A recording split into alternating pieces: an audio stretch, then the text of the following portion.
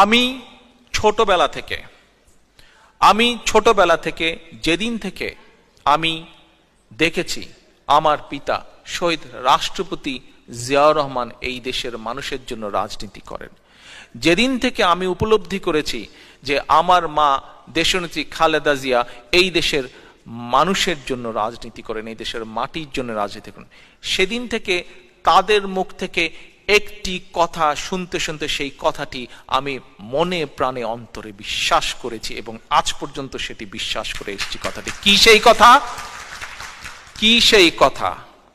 সেই কথাটি হচ্ছে বাংলাদেশ জাতীয়তাবাদী দল বিএনপি বিশ্বাস করে যে জনগণই সকল ক্ষমতার উৎস।